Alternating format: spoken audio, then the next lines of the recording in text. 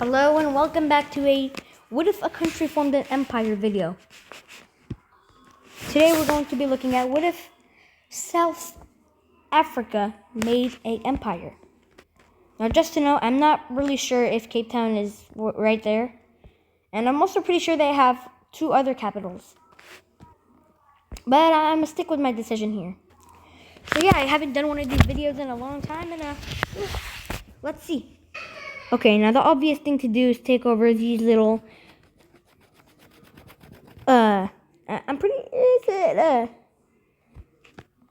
sure one is Swaziland. I'm not sure about the other one though. So, South Africa's vision here is to unite all of Greater Southern Africa. But who knows? We'll see if they actually do what they wish to do in the future. Now, here we see the invasion of Botswana. Now, to be fair, I have no idea where the capital of Botswana is. So I just put it randomly. But yeah, we see South African troops easily break into the Botswanian country here. A battalion comes up here into the northern area of Botswana. Soon enough, fully encircling the entire country. South African troops slowly push in, surrounding the capital of Botswana, and Botswana doesn't exist anymore. So here we have it. South Africa implemented Botswana into their supposed mega empire. However, no one is sure if they'd actually unite all of Southern Africa. We'll see. There might be a twist. There might. Now they decide to invade Namibia. I have no idea where the capital of this country is either, so, yeah. We'll pretend they don't have a capital. Okay, first, South Africa will take over whatever this thing is. And then they, from the south, would start moving into actual Namibian mainland territory. They'll start pushing up here as well. Eventually, these two battalions will connect up each other, completely separating Namibia from mainland South Africa. And who knows, maybe the Namibian capital has already been taken because I have no idea where their capital even is. So yeah, and the South African forces sneak up the coast, splitting Namibia into two pieces of land, which eventually get taken really easily. South Africa's looking pretty big right now. And they are thinking about relocating the capital to a more central location. So that's what they do. They built a imaginary futuristic city right here, which is still in mainland, what used to be South Africa. So yeah, they moved their capital. Plus, they also thought that it was just too dangerous near the coast because like naval countries or countries with a good navy can just come here. So yeah. Next, South Africa decides to invade Zimbabwe, which also results into their ally, Mozambique, getting into the war. Now, with the help of Mozambican troops, Zimbabwean troops actually do make a good landing in South Africa. They do invade really well. And they actually attempt, and I say attempt, key word. They even attempt a spearhead toward the capital, but ultimately that doesn't go so well. Because now a fully mobilized South African army comes back, and it's not looking too good for the Zimbabweans. And now South African troops invade Zimbabwe. Now I really don't know if this is the capital of Zimbabwe or not, but they easily take the capital. Not before they face heavy losses against Mozambique. But then, the unthinkable happens. They encircle some of Mozambique's troops, and, at this point it's just a battle between them and Mozambique, because Mozambique got themselves in the war. South African troops push into the south of of Mozambique, and Mozambique doesn't stand a chance, low-key. They're split in two. And slowly but surely, this part of Mozambique begins to fall towards the South Africans. And same with the north part as well. That is until Mozambique is fully dissolved. They annex most of the countries with the exception of a puppet state. Then South Africa absolutely steamrolls Malawi because they don't stand a chance. As for Malawi, they would expand Malawi into their Mozambican puppet state. A giant coalition against South Africa is formed. South Africa obviously didn't expect this. And first, the coalition targets the coast of Namibia. So yeah, that's what they do. They invade the northern coast of Namibia, hoping to free the occupied nation. Which doesn't seem very likely, if you ask. Soon enough, another front line is opened for here.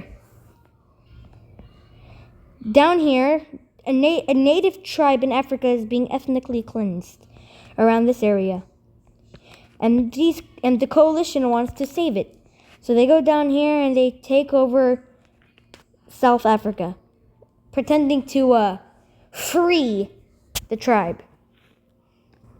Ultimately, this doesn't go so well, and they do get majorly pushed back by the South Africans, but it mainly results in a stalemate here in this area. Then, this country here, Tanzania, invades into the puppet state.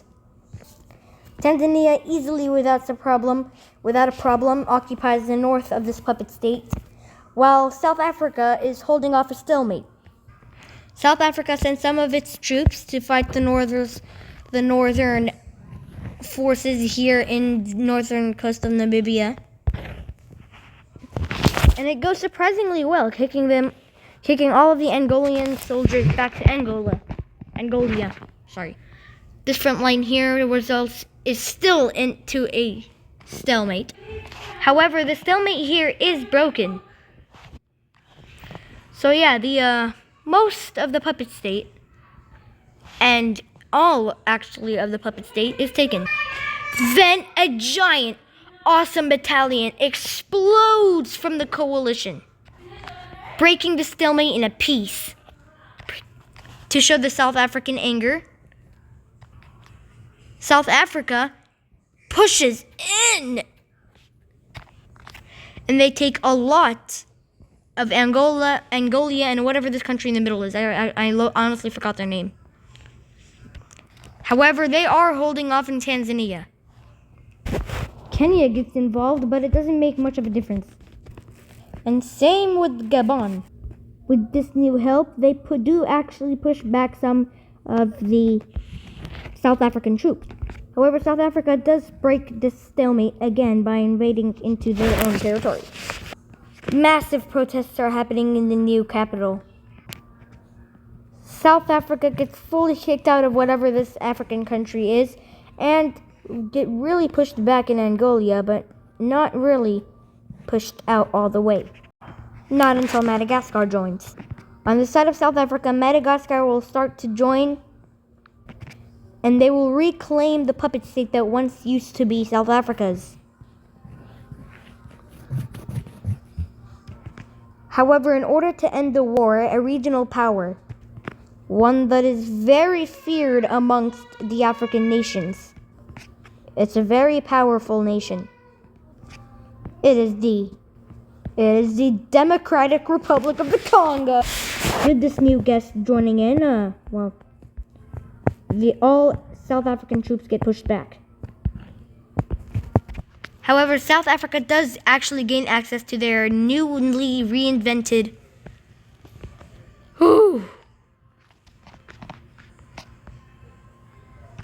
controlled state. And the Tanzanian Navy finally makes a landing on the northern coast of Madagascar. Madagascar calls Somalia to help. However, they don't last long at all. Yeah, they fall pretty quickly. I mean, Mogadishu is already taken. And, yeah, their government is practically in collapse. Somalia, getting horribly scared, agrees to leave the war. Finally, Tanzanian troops take out Madagascar again. And the puppet state. The puppet state that once hated South Africa can finally do that without being killed. And together, a huge front line against the South Africans if form. Multiple spearheads heading towards the new capital, which is already on the brinks of civil war. They fill in the spaces. A battalion sneaking in from over here, sneakily, undetected, goes south and invades, taking over the capital. South Africa, slowly but surely, is in shambles.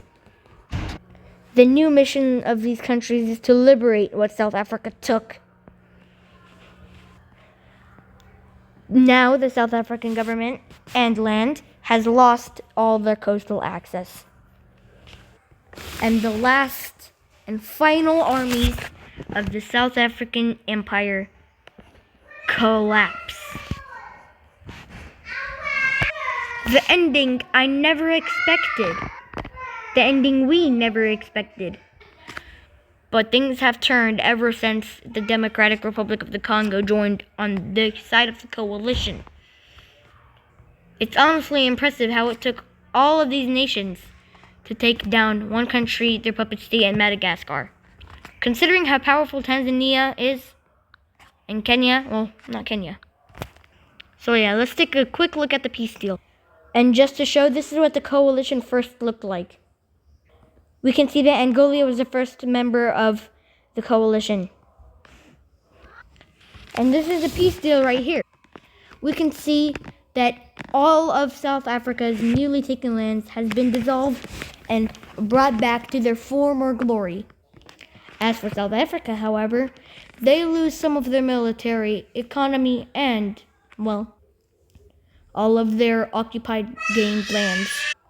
They also were forced to change their capital back to Cape Town.